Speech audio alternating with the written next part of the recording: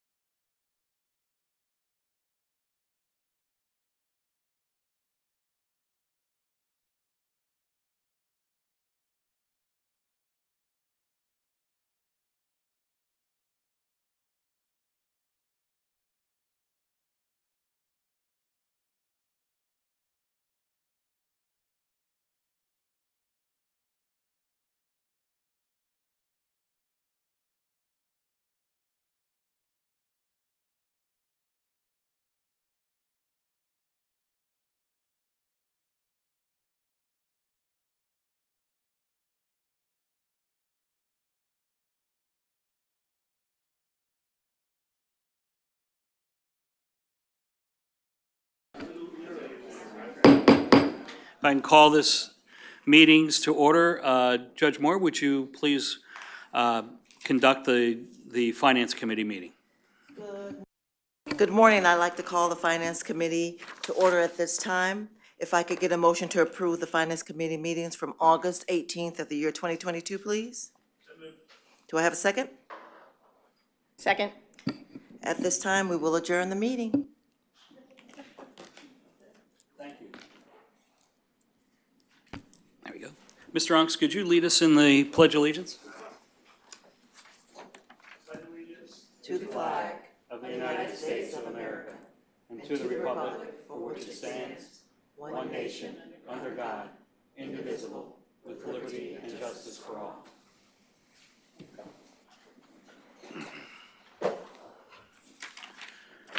Okay. Let me begin with the consent items. Do I have a motion to approve the consent items? I'll make the motion. I have a motion and a second. All in favor, say aye. Those opposed, same sign. Okay, consent items are approved. Let's move on to the action items.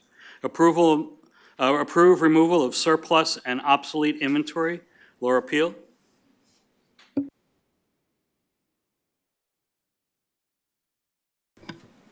Good morning. I'm Laura Peel, Director of IT, and I am here with the most exciting memo of the year, the surplus inventory. According to pursuant Section 274.05 Florida statute, a government unit shall have discretion to classify any surplus as surplus any of its property that is obsolete or the continued use of which is uneconomical, inefficient, or which serves no useful function. So we go through our building twice a year and look at all of our things that we may not need anymore, that are absolute, that are out of value. And this list, the second page of the memo provides that list to you. I did want to point out two things. The Exagrid backup hardware, which was originally purchased at almost $25,000, was bought in 2017. It was replaced last year by Rubric, in which the board approved. So just since it was such a high dollar, I just wanted to point it out. It does not have a net value at all on it at this point. The 85-inch TV, however, that was bought in 17 also, does still have a net book value of $1,646. This was a large TV that we bought for room 105. At the time, it was kind of unheard of to get an 85-inch TV, and so it was a lot more expensive than that same TV would be today. But we used it for meetings in there and so forth. Recently, at JWB, we moved to team rooms, and unfortunately, that TV was not compatible with our team rooms technology, so we had to replace it. So this is an item that we're planning on donating to one of our agencies, and we think it would be a nice asset for them. So I think that's it. Any questions? Yes. Which agency are we going to donate it to? So what we do is we put it out to all of our funded agencies first. We put in all the items, actually, that are still worth anything or could be used. We put pictures out. It's kind of a first come, first serve, the way it works, but we usually are pretty good at getting rid of things. If we needed to, we could go to outside not-for-profits, but really we haven't had to do that, so. Yep. Anything else? Any other questions? Seeing none, do I have a motion to approve? A motion, do I have a second? Second. I have a motion and a second. All in favor, say aye. Those opposed, same sign. Motion's approved. Thank you. Moving on to approval awards for imprinted, I can't pronounce that word. Onesies. Huh? Onesies, oh my God. Okay, onesies. Are you not a Imprinted sleeping grandfather, sacks, sir? tote bags for sleeping, you know how bad this has been. Sleeping bags, sleeping baby safety campaign. Karen Bogus Good. is going to, are you? Yeah, I'll introduce. So, Okay. Good morning, Karen Bogus, Chief Program Officer. I'm going to introduce Danielle Hintz. She is our Community Collaborations Manager. She and her team oversee all of our collective impact initiatives, including preventable childhood deaths. And Sleep Baby Safely is a campaign underneath that collective initiative. Danielle? Hey, good morning, everyone. It's timely. This is Safe Sleep Awareness Month, so you'll see a lot going out on our social media. And we also have some great news around how this is going to be replicated across the state. I'm here to request approval of the award for the Sleep Baby Safely campaign. This is part of our overall preventable child death campaign, and it's our Welcome Baby Bags initiative, which has been part of this campaign since 2018 to promote infant safe sleep. So at your seat, you'll see the items that we pack each month for all parents, all new parents, and they go to the 4 birthing hospitals. All those items are included, and there's also a tip sheet where a professional, a nurse or someone with the family goes over the tips to be sure that they understand when they go home. And you'll see there's several items in the bag, and we have volunteers each month that come in and stuff these bags for us. Sometimes they're groups of people. We had a group from the St. Pete Fire Rescue that you probably saw online that was featured last month. And since launching the campaign in 2018, there's been a 50% reduction in the number of sleep-related deaths. It went down from 10 to 5. There was a little bit of a spike during COVID because there were less opportunities to do face-to-face interaction is what we think is the cause, and the numbers are back down. So we requested quotes from 4 different vendors, and of those who responded, we ended up going with the company that we've been working with from the beginning, that was Turtle Moon Graphics, and they've changed their name to Vamped Company LLC. The amount is a little over $83,000. This will get us, we have some stock already in from last fiscal year, so in addition to using these dollars, we'll be able to get through the whole year.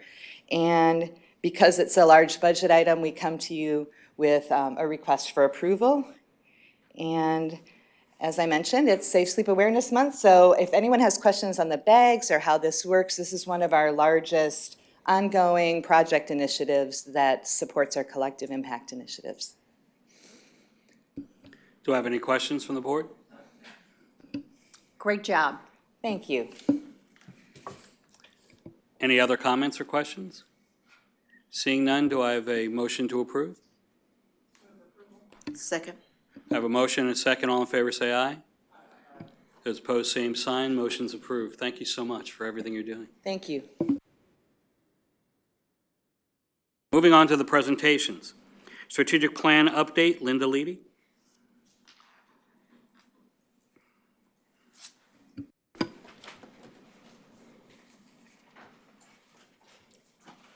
Morning, everyone.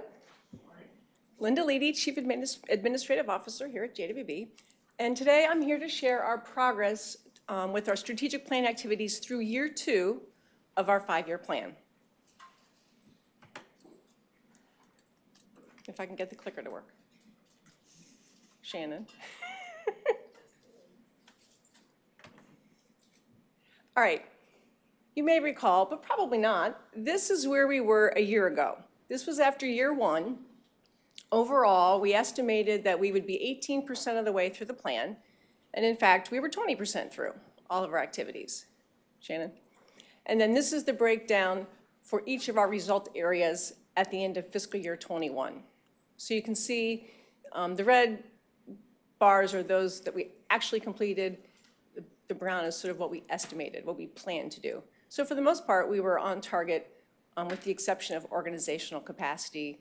And that was really due to, we had a backlog in HR and the board approved a new FTE in HR that's really helped us catch up. And then also we had implemented 2 of our 3 new data systems. And the third was accounting, which we are still in process on. And we'll share a little bit more about that later. So this is where we are as of September 30th, 22. And to fiscal year 2, we estimated that we would be 39% through our planned activities, and we are actually 45%. Shannon.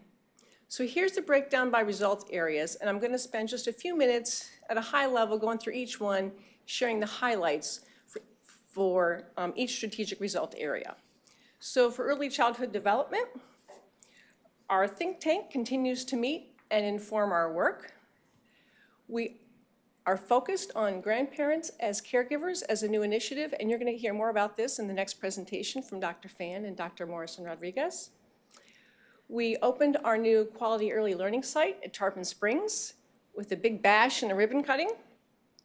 We procured a PR creative firm to work with our think tank and staff on our 0 to 3 public awareness campaign, Turbo Babies. And you are going to hear a presentation on that in November with a demonstration of our microsite. In school readiness, this year we implemented 2 new programs with the Early Learning Coalition. One assesses teachers' interaction and oversight of the students in their classroom, and where they're struggling a little bit, the ELC offers training and support. The other program assesses the kids' ability to function in early childcare, early childhood learning, and when there's an identified problem, they're working hard to get them connected to services, as early as they can, so when they get to the school district, they've already had some interventions. We also expanded our eligibility with the ELC school readiness dollars to include the Alice families. so that those who are working but really are struggling because of childcare costs, they are included in that pool now. Moving on to school success, efforts continue in literacy with our book bus, which had a fabulous summer this year, our campaign for grade level reading, Reach Out and Read, and then through, of course, our newly funded programming focused on literacy. And as we all know, children are more successful in school when they're mentally well. So our 2 funded pediatric practices this year have expanded screening tools that they use to do early identification of trauma, anxiety, and depression, and then get the interventions those kids need. Moving on to our prevention of child abuse and neglect strategic result area. We procured and contracted with a provider for a high-quality respite program. That was awarded by the board in June. They got started, and as I understand, they are nearly fully staffed, and they are on their way. We served as the backbone for the Pinellas Fatherhood Collaborative. We had a focus on father events in June and hosted the Fanning the Fatherhood Flame training in June. We transitioned our FSI front door from 2-on-1 to PEMS, and by all accounts, that is working very well. And that wasn't even on the list. That wasn't in the plan, but we got it done anyway. As Danielle mentioned, the Sleep Baby Safely model was replicated successfully in Duval, and now there's been an appropriation allocation to the Department of Health to expand that to other Florida counties. With our Children's Mental Health Initiative, we've expanded to new partners, and we've worked with our Zero Suicide campaign to focus on suicide prevention, because those numbers, unfortunately, are not going down in the youth or adult population with COVID.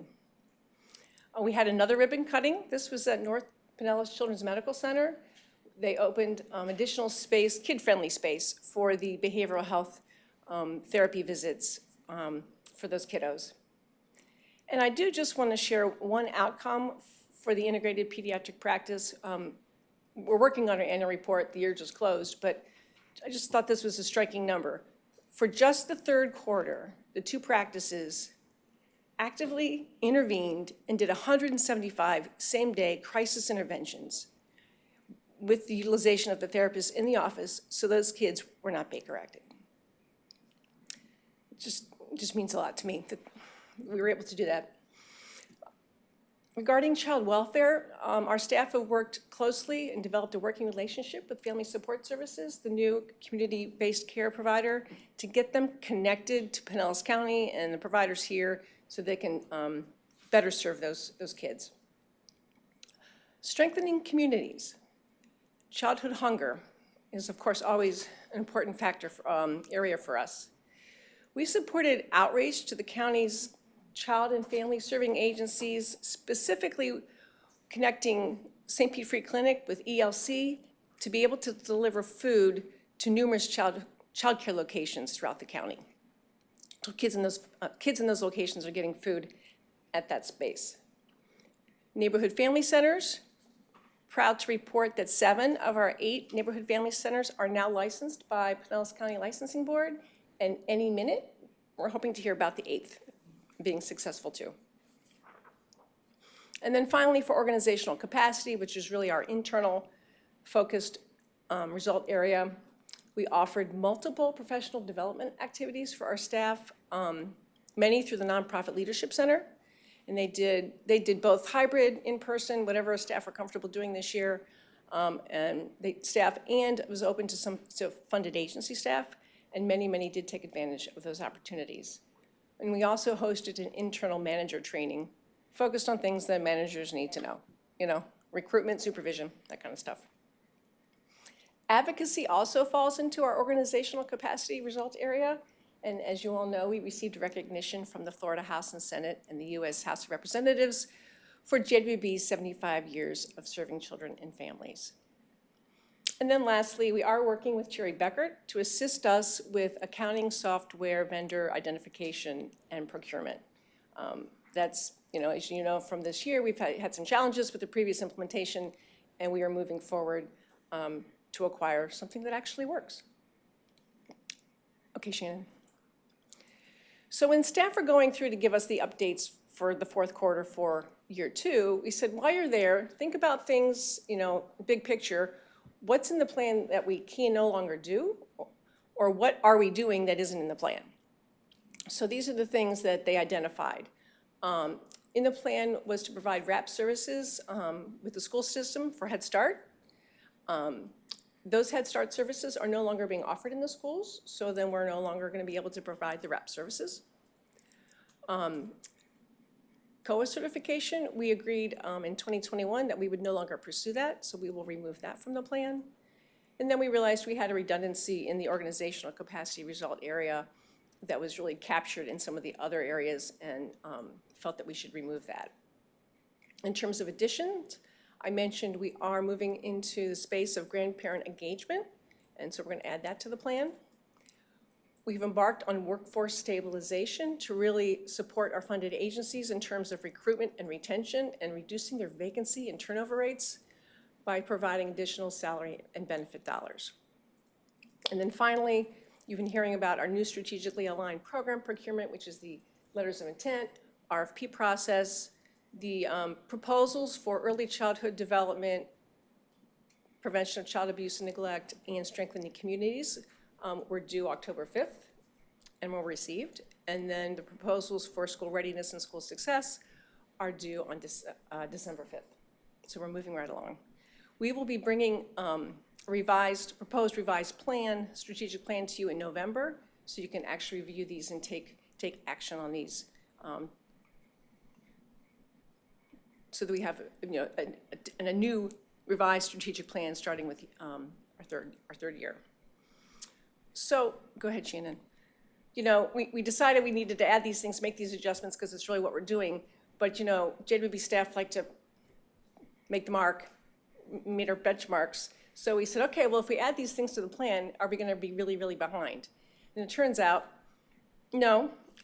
Looks like we would be estimated to be 36% through the plan if we make these revisions through the end of 22 and have 42% actually completed. And currently it's 39 and 45. So, it's reduced a little bit, but we're still on target. And the next slide. And then this is just how it would break out by result area if we make those deletions and additions. So really, not really derailing us in terms of forward-moving progress. We're on track. We're busy, busy, busy. And I'll answer any questions if you have any. Are there any questions from the board? I don't have a question. There's a lot of work being done, and as someone who was part of writing the strategic plan with the team, we put so much effort into where we wanted the focus to be. And it's really very pleasing today to compartmentalize, I think is the word, the work that you're doing within the strategic budgets. It's very pleasing to see that, and to see that moving forward, given everything, COVID, out of the office, working remotely. But it's clear that the strategic plan is a living and thriving focus for the staff. And I just felt the need to say. Thank you, it is. Any other comments? Linda, again, thank you for the presentation, but also thank you and the staff for all the hard work that you've done and will continue to do. I agree totally with Susan. I mean, with everything that's gone on during this time, you've not only stayed ahead, but you've thought out of the box, taking the strategic plan that we spent a lot of time focusing in on and enhancing it. And so again, thank you all for what you've done. Thank you. Okay, let's move on then. I'm really looking forward to hearing this one. Grand Family Survey. Dr. Fan and Dr. Morrison Rodriguez, the floor is yours.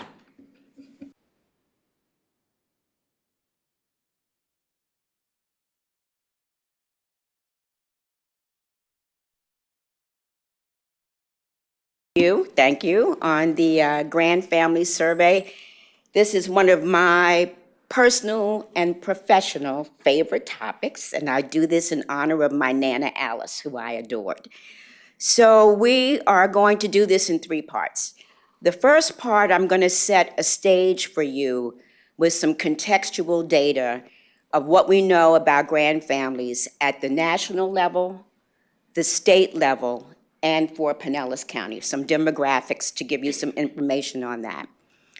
And then what Chin is going to do is to present the actual results of our grand family survey, and she will give you a little background. The questions for this survey we derived from what we've seen in the literature, but also some recommended questions from the 0 to 3 think tank, and she's going to report on those results.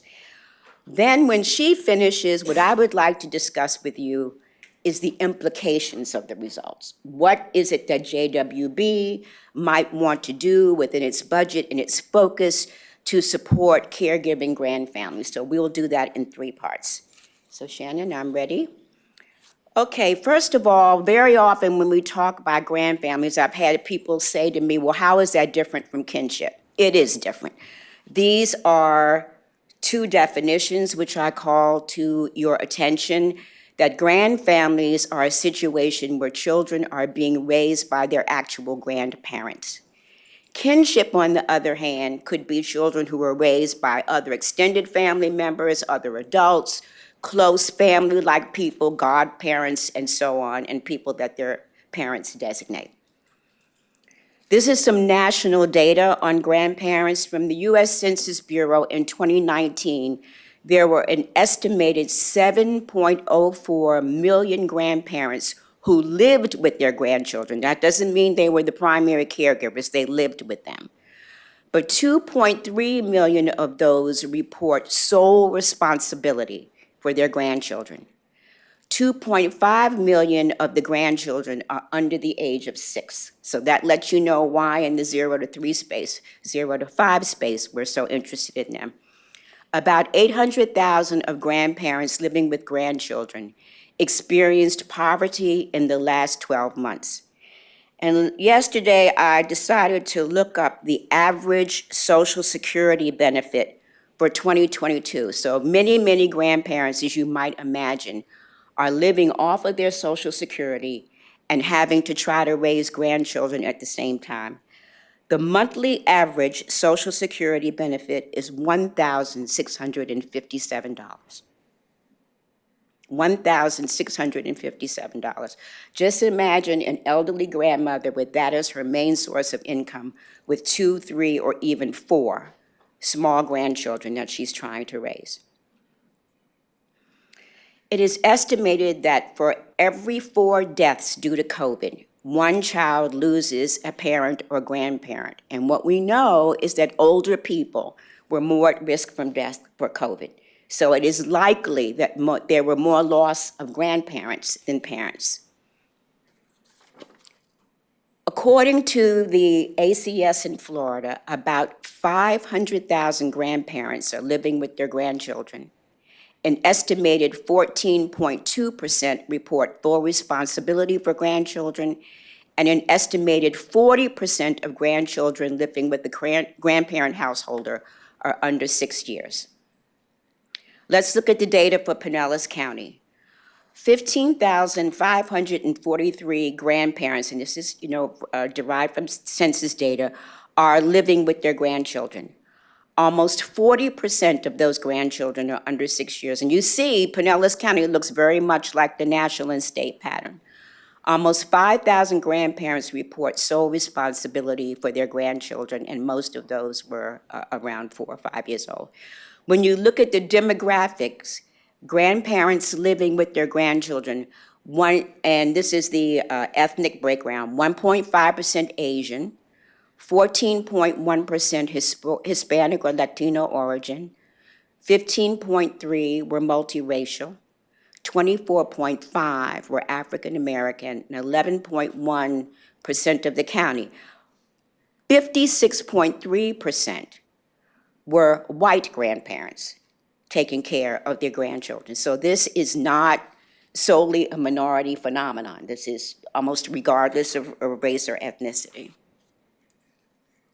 Okay, what we wanted to do was we wanted to see, our hypothesis was that these caregiving grandfamilies would be more likely to live in the low opportunity index zones. And that turns out to be the case. When we overlaid those statistics by our child opportunity index data, and that should not be a surprise, because if they have constrained resources and they're poor, they're more likely to live in opportunity zones with other families who share the same characteristics. Okay. So JWB has several funded programs, and we are looking at the fact that for ages 0 to 3, we have 0 to 7, we have 14,965 participants. There are 21 programs in 3 result areas. And when you look at the relationship of head of household for children served in those programs, 3% of the participants identified their child as a grandchild. Now, what I want to call your attention to is that 42% unknown. We have got to change that. We have got to get much better data from our providers on who the heads of households are, and to identify those heads of households who are grandparents. So we're going to be working with our provider agencies to beef up their data systems and so on to give us more information on who the head of household is. So now I'm going to turn it over to Dr. Chin Fan, my colleague, and she's going to tell you about the results of the Grand Family Survey. Thank you. Thank you, Barbara. Good morning. And Barbara has already set the stage for us, reviewing the data from the national, county, the state and the county and our programs. As you are able to see from the data, JWB funded programs has already been serving the grand families. And in order to better understand how our funded programs are serving the grand families, what services has been provided, and what are the gaps and needs for this population. And the 0 to 3 think tank worked together and developed a grand family survey. And the survey was administered to JWB funded programs in August and September, early September, in 3 weeks. And 25 agencies and 35 programs returned the survey with a return rate of 75%. And it's a very good representation of the JWB funded programs. The programs represented 5 JWB result areas for all JWB funded programs, and 9 program subtypes that includes neighborhood family centers, early childhood centers, out of school time, literacy, family support, and family stabilization, and capacity building, all the 9 program subtypes. And from the data, from the survey, we found that all but 1 program served grand families. And the services that provided to the grand families included early learning or child care for preschool children, out of school time, OST, or family support and case management, and providing resources and referrals that may be given to the grand families or the child as well, and financial assistance and basic needs support. On this page, what you are seeing are the challenges experienced by the program staff when serving the grand families. The grand families are underserved population in our system of care. And they are experiencing a lot of challenges. They struggled with not only the child needs, but also their own internal issues. Many times, those issues or challenges are multifaceted and intertwined.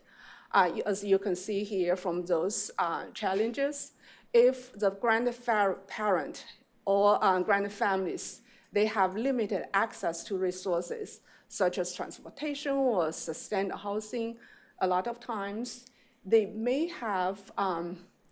not have technology skills or required devices such as computers or smartphones to communicate with program staff about the grandchildren or themselves, or they are not able to submit applications online. And all those issues can also be related to their financial hardship, live on a limited fixed income. So Dr. Morrison Rodriguez just reviewed the grandparents' Social Security income. So this is just something the program staff experienced and confirmed. And sometimes the grandparents have to deal with medical issues or disability, and having additional responsibility to take care of their grandchildren, that brings additional challenges to those grandfamilies financially, emotionally, physically, or mentally. And if, unfortunately, those grandfamilies do not have legal custody of children in their care, and they will not be protected and supported in the same way as former foster families by way of funding or education, so they have to struggle all by themselves. The programs suggested the top 5 greater needs of grandfamilies in the order of those needs. They are financial support and basic needs assistance, family or caregiver training or education, such as parenting or train the grandparents on how to take care of their children, and provide resources, make referrals, and help with system navigation, affordable and accessible child care, and access to quality mental, physical, and behavioral health supports.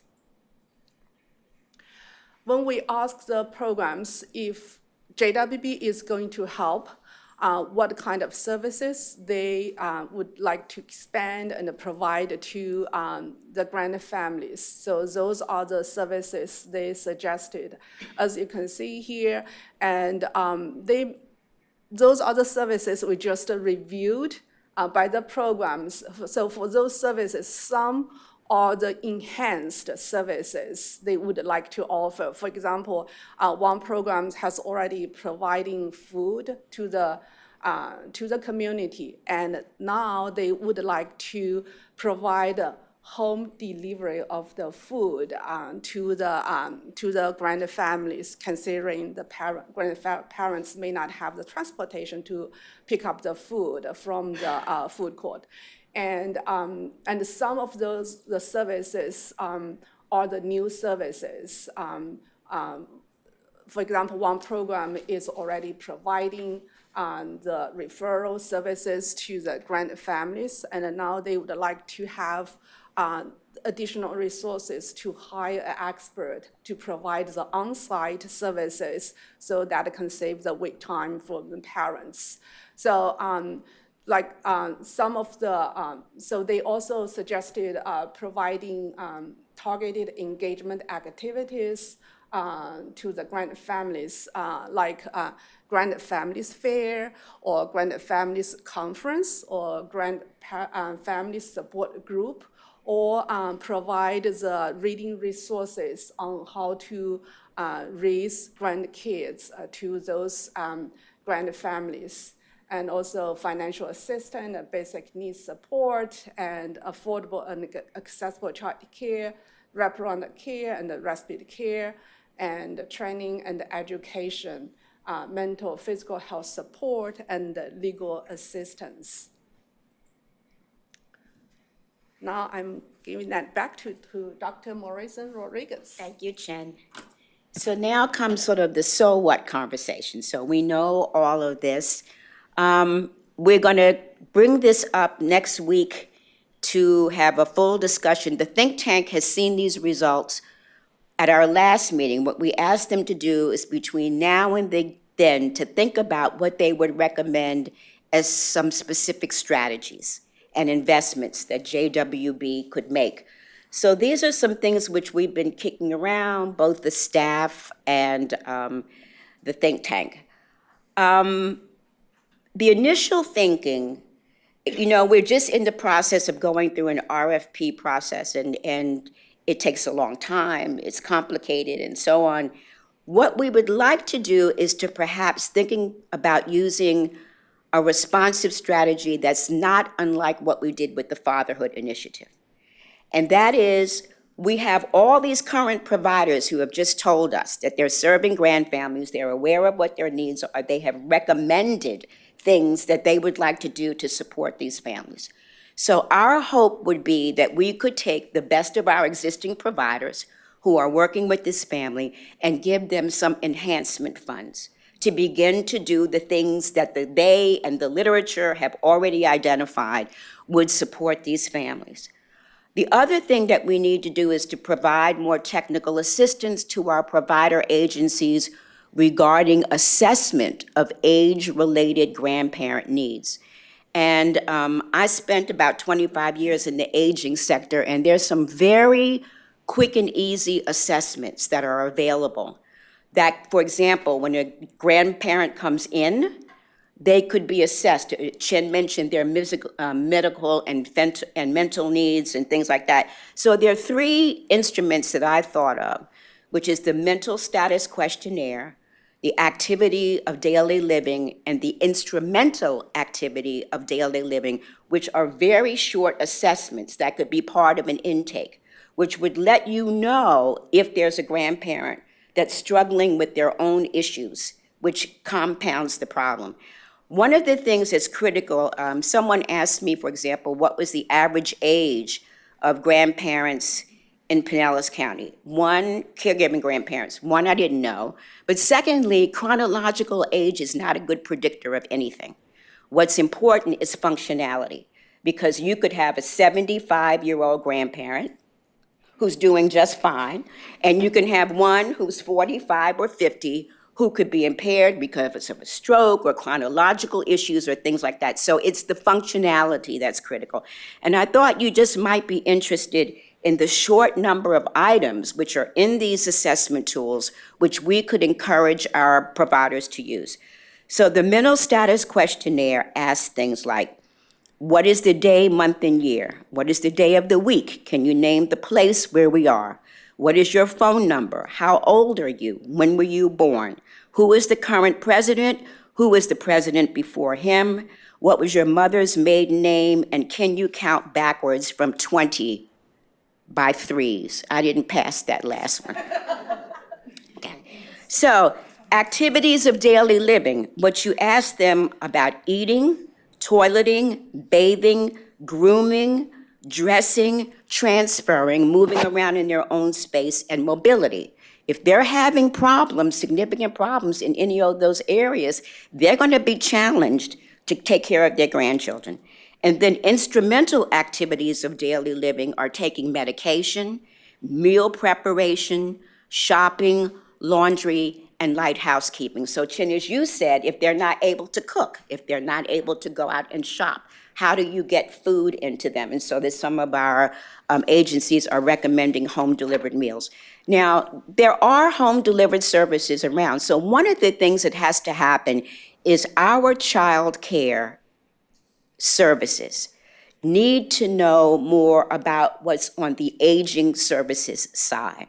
We have very age-segmented social services in the United States, and we don't often think about the family as a whole configuration.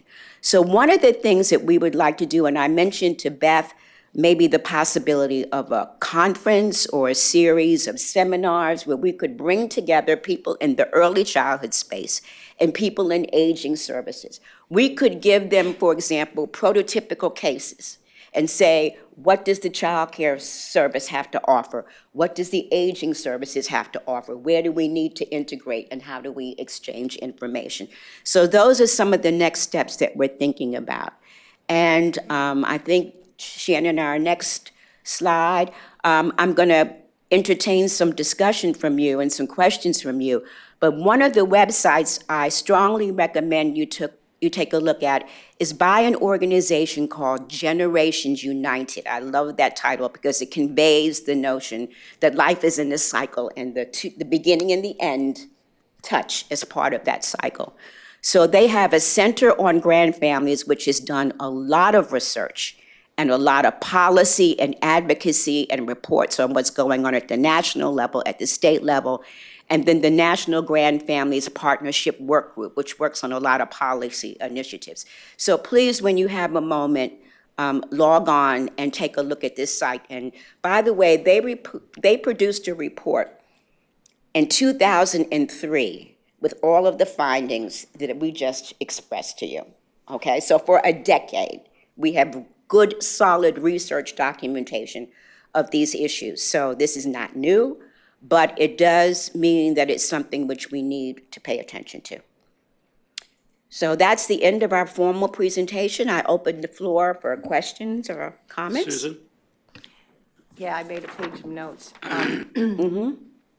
Outstanding, and you brought me down a memory lane. I think most of you know I was school system for 17 years and then a CEO of Big Brothers Big Sisters for 13 before I came here.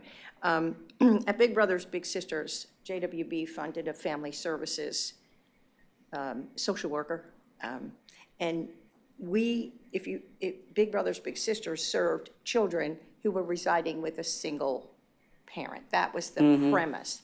But what we learned, even when I got there just by researching in our program, is that we had so many grandparents raising grandchildren.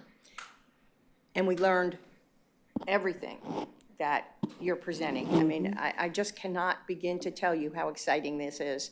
And I want to talk to our superintendent, is because I worked there for 17 years. I knew how to break the red tape, the bureaucracy. I knew who to call, Donna Sicilian. I worked in student services. So when we wanted to deal with a family, grandparent, older, couldn't get the legal piece done, the school system, no disrespect, giving them grief, and the child floundering, they would come in and go, Susan, and pick up the phone and make it happen.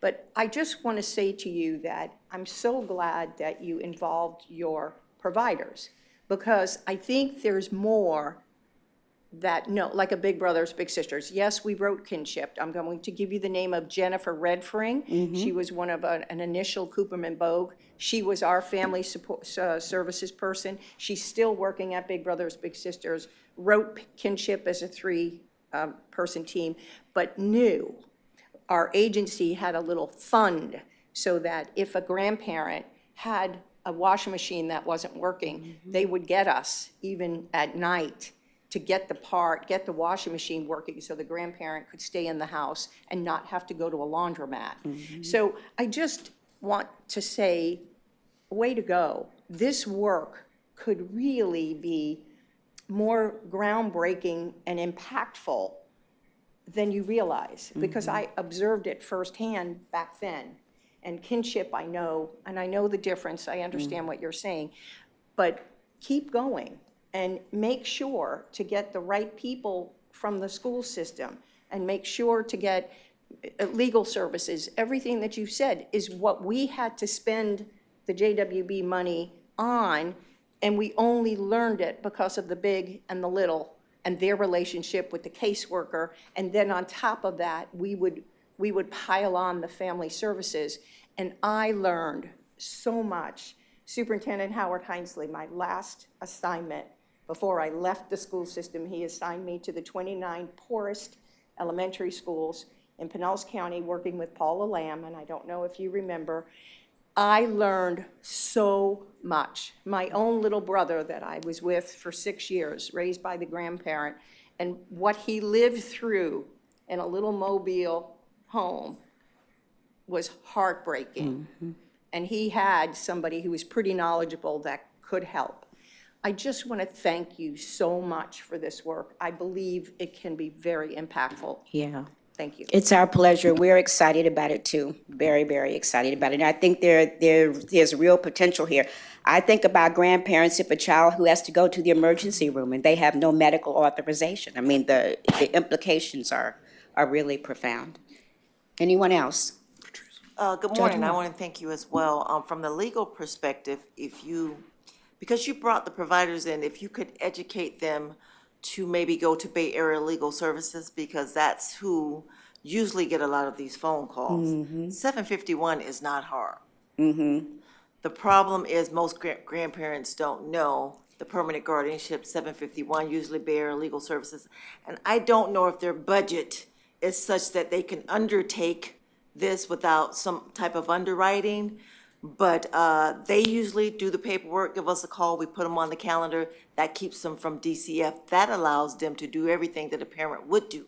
Right, To exactly. the age of 18. And in terms of the medical care, the emergency room will see them. It has to be an emergency. It's the doctors that won't see them. Yeah, The okay. everyday appointment that won't see them. And so you have a lot of great grandparents. Oh, I know. And so the technology piece is this, what we found out when we went to the world of Zoom, they didn't know how to do it. And so we did have a public defender that would actually go to the home with her computer and Zoom in. How many attorneys can do that? How many attorneys can actually, one, leave the courthouse to go to the home so that we can have court? Not many. So it's the small things. I know that there is an agency, and I can't think of her name, but she actually has the technology classes for the older grandparents. And I know that she was on Pace Boards, and it'll come to me in just a moment, but she tries to break it down so that they learn the basics. Because if you can't get into portal, a lot of times when you call the school, they don't have time to walk you through everything. But if they could just learn to get into portal and maybe find some of these things out, and it may just, the gap just might be too big generational wise to teach them some things. But like you said, age isn't the key. It is what is their ability to learn some of these things. So if you could teach the agencies to maybe do a referral to Bay Area Legal Services, and then if they could, the cases they come in, once the paperwork is done and the parents have either been served or defaulted, the court hearings take all of 5 minutes. Yeah. Take all of 5 minutes. And so you don't have to go to DCF because that takes a lifetime. But if they know where to go, maybe 30, 45 days, they can have what they need. Judge Moore, that's exactly why we're recommending these informational sessions for our providers. And when you were talking, a couple of things came to my mind. Almost all of our NFCs have computer labs. So when the kids are in school, how about a computer class for grandma? Okay, I mean, there are resources we have that we could leverage in different ways. And again, part of what we need to do, I think, with legal services, one, get somebody from like Bay Area Legal to come in when we have this information exchange. But I would be fully in support of giving some additional resources, and I don't know if we can, to Bay Area Legal to maybe hire 2 people who simply, their sole expertise is in these kinds of supports for caregiving grandparents who need legal assistance. Those are just ideas that come to me from what you're saying. If I'm not mistaken, the family law, is there a division? I remember, I do some things with the Florida Of Bar. family law? Family law. I think there's a unit. I'm looking There's at a it. unit, except for those attorneys have practices, and once they've done their pro bono, They're done. they will send you to the self-serve desk, but you need someone to walk you through it. Yeah, got it. Yeah. Commissioner? Yeah, thank you. But I think it even goes earlier than that there are an awful lot of grandparents raising grandchildren who don't want that legal guardianship, That's true.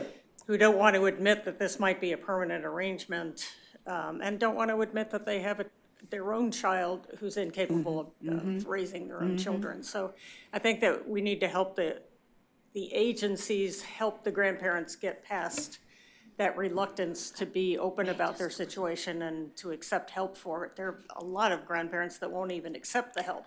And part of it is they're afraid that their grandchildren are going to be taken away. If you document the problems, then you kind of get on somebody's list and radar.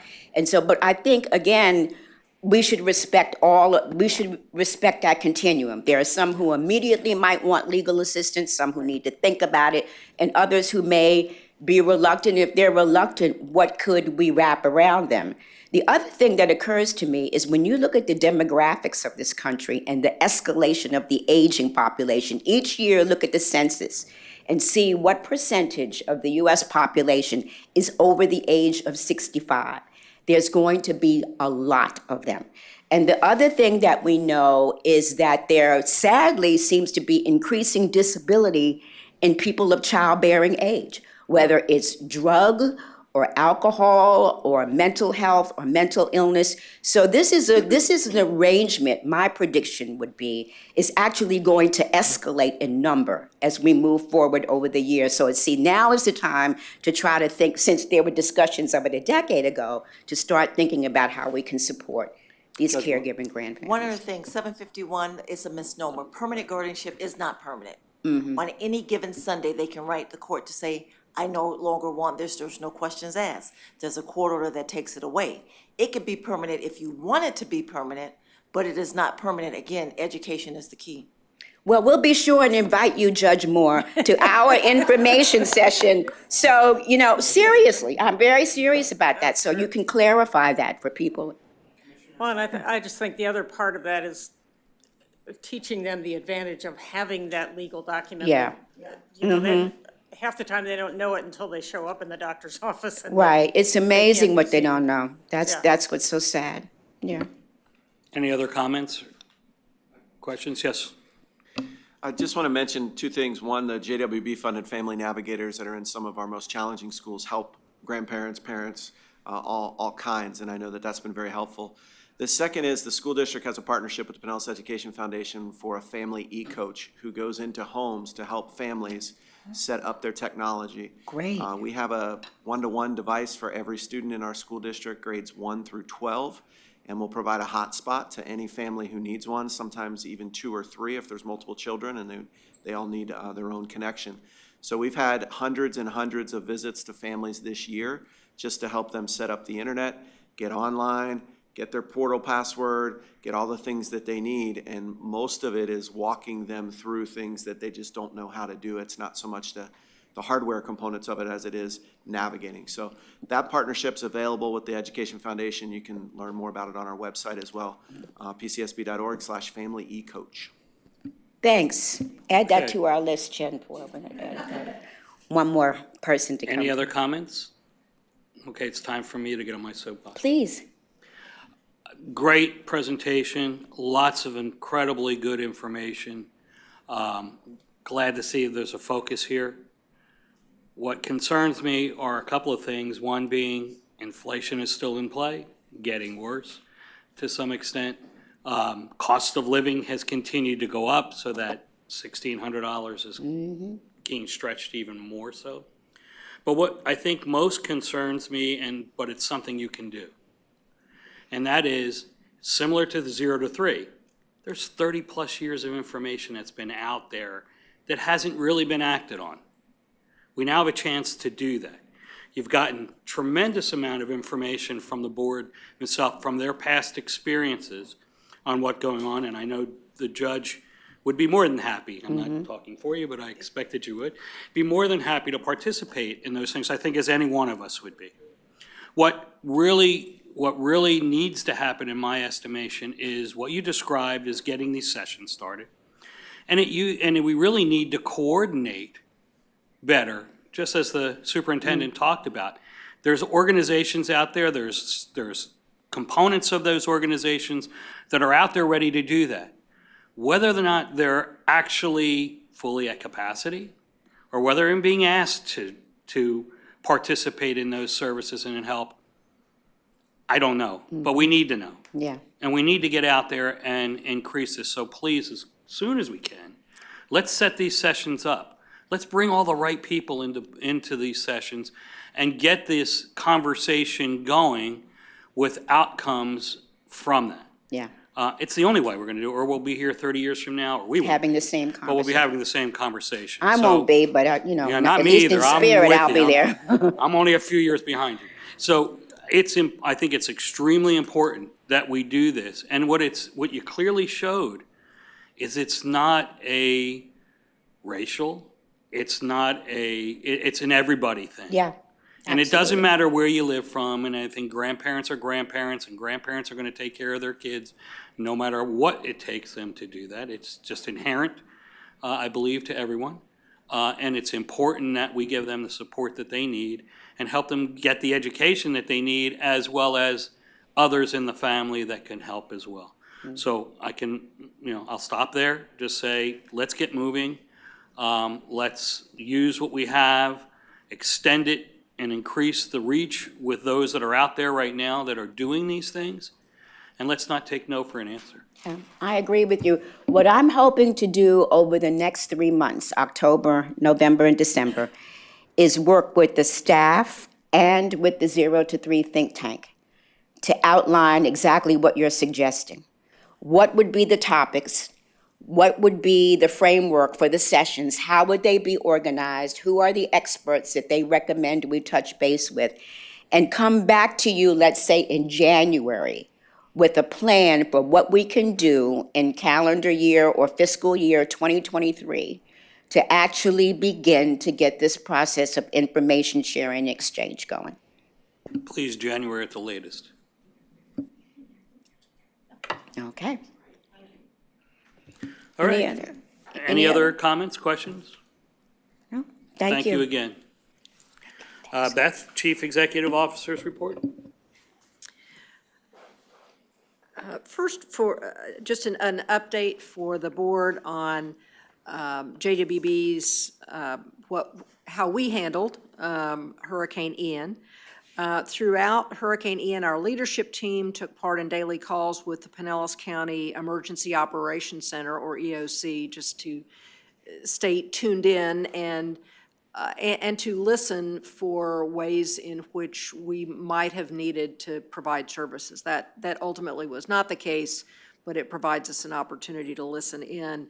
The EOC, or that sort of process, was done as COVID rolled out, and that was a really helpful opportunity for us to listen and hear, what roles we might play. So our main focus, our first focus, was on our staff, and we've heard from our staff that as it was for everyone in our area, Hurricane Ian was stressful. They were all safe, and we are all, of course, grateful, and our hearts go out to those who are less fortunate in Southwest Florida. We also offered support to any of our staff, whether through their immediate supervisor or chief or me or our employee assistance program. We were, just FYI, we were closed that week, Tuesday, Wednesday, and Thursday. The schools were, primarily, I think, because of the sheltering that they do, were closed through Friday, and so many of our employees still struggled with childcare on Friday, and we made allowances for that as appropriate. Like so many in our area, those days were just lost to getting work done. The work is all still here. So I think, the next week, everybody was just sort of trying to get back to normal, and this week we're catching up on all of those things that didn't happen during that week. In mid-September, we had an out-of-school time, or OST, Spirit Week. We have often had full in-person conferences. This was a really great hybrid sort of conference. So we hosted a week-long space-themed professional development and appreciation series for our out-of-school time and our neighborhood family center staff. A total of 22 funded agencies participated in the first of the kind for our out-of-school time providers, and we had a hybrid platform, live watch parties, daily themes like Mission Monday, and Teamwork Tuesday, Wellness Wednesday, and so on. Nearly 600 OST and NFC staff members attended to discover new possibilities for their job, hear from keynote speakers, which included NASA astronaut Nicole Stott, and explore great connections with each other. It was just really an up all the way around. I want to recognize Jamie Peel and her team of staff volunteers for organizing this highly successful event to recognize and support our out-of-school time workforce. September was National Suicide Prevention Month, and JWB's Children's Mental Health Initiative continues prevention efforts with an ongoing town hall series called Growing Hope. These are hosted in partnership with USF College of Public Health and Zero Suicide Partners of Pinellas, and they aim to give a platform for youth voice to inform suicide prevention efforts. And Mr. McCurrick and I were able to attend the first of those, and I think we both came away just amazingly impressed with how authentic it was, and that the kids, and some of them just over kid age, but they could look back on their teenage years, were just very straightforward about what worked, what didn't work, and ways in which the adults in the room could make a difference. So the next scheduled town hall will target Spanish-speaking youth and their families, and it'll be held on October 29th from 10 a.m. to 1 p.m. at St. Pete College's Clearwater campus, and it will be delivered bilingually in English and Spanish. Youth and parents will receive tools and information to better deal with everyday stressors and trauma. USF Assistant Professor Dr. Abram Salinas will facilitate the conversation using a trauma-informed approach. A panel will share their lived experiences, followed by interactive breakout sessions, and I have no idea what this is, laughter yoga, sounds great though, to close the program. Another Growing Hope Town Hall event will be held on November 10th for young people and their families with a similar format, and will also take place at the SPC Clearwater campus. Doors will open at 6 with the program to follow from 6:30 to 8:15 p.m. Special thanks to Becky Albert and to Yariris Garcia. Yariris is taking the lead for the October 29th event that targets our Spanish-speaking families. You've heard a little bit already, and you have the bags at your places about infant safe sleep. Last month, we shared the exciting news that JWB's Sleep Baby Safely campaign will be replicated statewide in the, I want to say 8, is that right, counties, that have the highest number of infant sleep-related deaths. So this month is Infant Safe Sleep Awareness Month, and I have to do a shout out to Laura Peel, who also reminded me this is Cybersecurity Prevention Month. It's a lot of month, but it is Safe Sleep Awareness Month, and we're working with our local and state departments of health to plan a joint press conference about the extension of the Sleep Baby Safely campaign. And it's tentatively planned to be held at the JWB building the last week in October. And I'm guessing because April didn't jump up that we still don't have an exact date. So we'll let you know as soon as we know that. So the message that's being sent is that these deaths are caused by suffocation due to unsafe sleep practices, not SIDS. Doesn't exist, and these deaths are 100% preventable. We are very fortunate to have a medical examiner here in Pinellas County who early recognized this, and that death certificates for those unfortunate children were listed accurately so that we could know the reality of what was going on, and more importantly, find ways to prevent it. And that's what our campaign does, is started with that data and then finds ways to impart the knowledge that will actually be used by parents, grandparents, and others caring for babies. So since launching that campaign in 2018, in Pinellas County, infant sleep-related deaths have been reduced on average in the county by 50%. So in the range of 10 per year to 5 per year.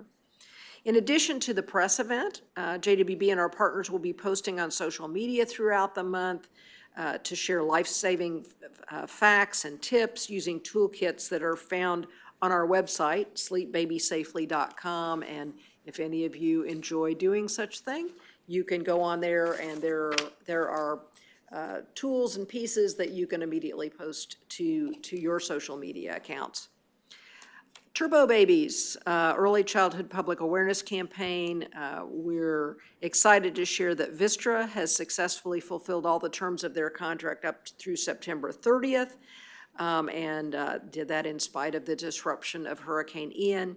And so at this time, we have the microsite created, but we are auditing it, checking it for bugs, and so on. Procurements are in process for all the collateral materials, including the Turbo Babies Pit Crew bags. Outreach meetings are underway in order to work with our various partners to roll this campaign out. And community events and media and so on are being planned for Q2. We'll give an official update to the board at the November meeting, including a demonstration of the new Turbo Babies microsite. Now, I'm going to put April on the spot just for 1 second and say, I know there's at least one board member in this group who has a near newborn grandchild. And it's like, so when is that microsite going to be up? So we will have the microsite ready by next week. So we will send it out to everybody. We can do it in advance, but we will demo it formally in November. And as soon as we can get some of the other items procured, we'll be bringing the pick-through bags and some of the other information here as well. Thanks. And then I just wanted to make a note. You may well have picked up in the news a couple days ago, the U.S. Preventative Services Task Force, a group of medical experts who give advice and advise best practice, recommended screening for children from ages 8 to 18 for anxiety. And so very much, obviously ties in exceedingly well to our Children's Mental Health Initiative and this early screening that our pediatric practices who are engaged in the Children's Mental Health Initiative are already doing. With that, I'll just be available for questions. Any questions or comments?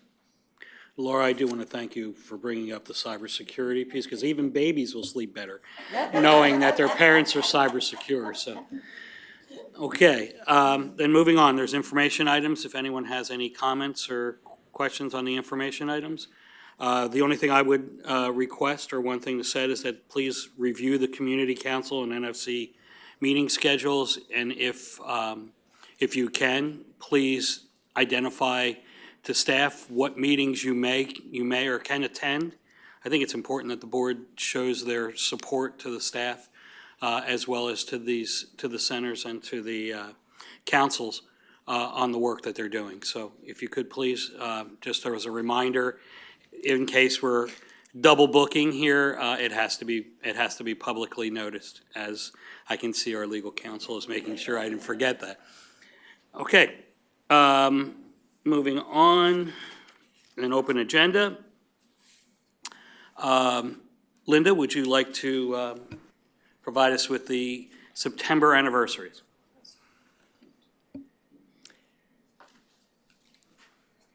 Yes, all righty. Heather Davidson, 1 year. Karen Streitman, 3 years. Jamie Peel, 3 years. And Beth Houghton, 3 years. Sabrina Edgerton Malloy, 4 years. Desmond Newton, 6 years. Paul Webb, 6 years. Becky Albert, 12 years. And Karen Bogus, 17 years.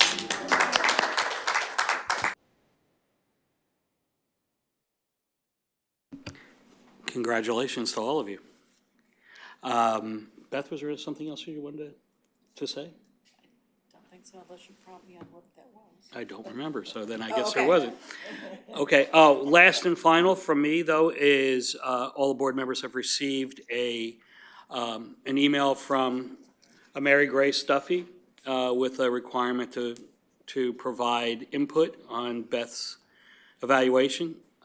If you haven't already done so, or if you have already, thank you. If you haven't already done so, please review the email and make sure you comply by the date requested. Okay. So if there is no other business, I call this meeting adjourned.